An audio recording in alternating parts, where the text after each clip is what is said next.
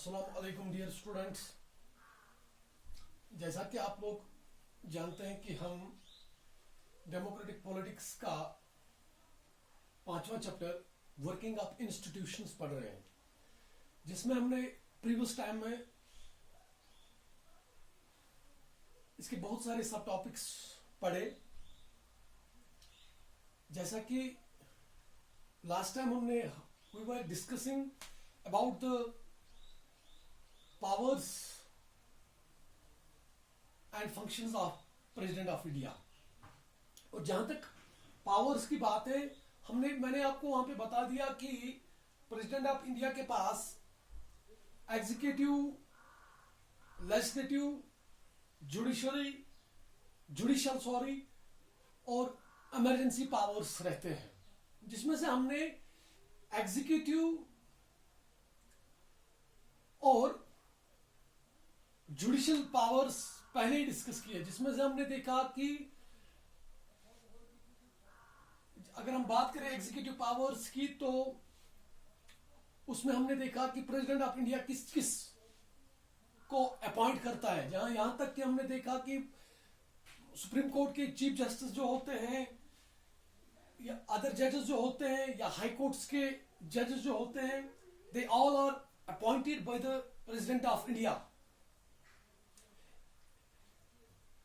जहां तक हमने बात की जुडिशियल पावर्स की, उसमें हमने देखा कि प्रेसिडेंट ऑफ इंडिया के पास एक पावर रहता है जिसके थ्रू वो अगर कोई इंसान किसी क्राइम में दोषी पाया गया, तो फाइनल अथॉरिटी जो होती है, फाइनल मर्सी पिटीशन जो होती है, वो प्रेसिडेंट ऑफ इंडिया के पास सबमिट करता है।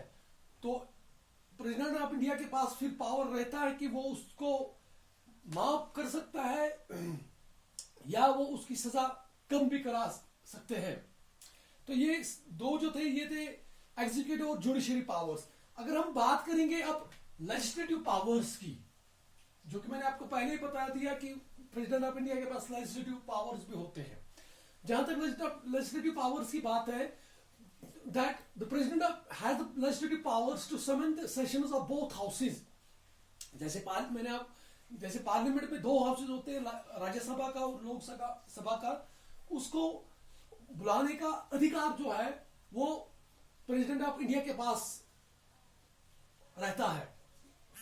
He can dissolve the Lok Sabha, यहां तक कि वो लोकसभा को डिसॉल्व भी कर सकता है। अब जब बात आ गई फिर चौथी पावर जो उनके पास रहती है, that is the emergency powers. Emergency powers मैं आपको ऐसे एक्सप्लेन करूं कि फॉर एग्जांपल किसी स्टेट में हालात जो है वो हद से ज्यादा खराब हो गए, अब वो आपका कंट्रोल के बाहर हो गए, तो वहां पर उस स्टेट में प्रेसिडेंट ऑफ इंडिया एक ऑर्डर पास कर सकते हैं, वो स्टेट को नेशनल इमरजेंसी में लाकर वहां की जो अपनी लेजिस्लेटिव असेंबली जो होगी वो उसको डिसॉल्व कर सकता है।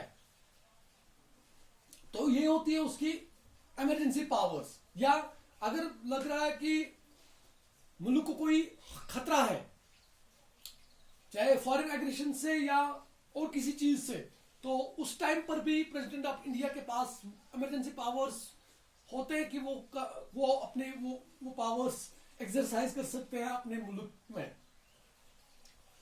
और उसके बाद जो वाइस प्रेसिडेंट होते हैं, the vice president is the x office chairman of the Rajya Sabha. ये वाइस प्रेसिडेंट जो इंडिया के होते हैं, वो एज एक्स ऑफिस चेयरमैन काम करते हैं राज्यसभा में। लेकिन he acts as the president during the time when the office of the president is vacant.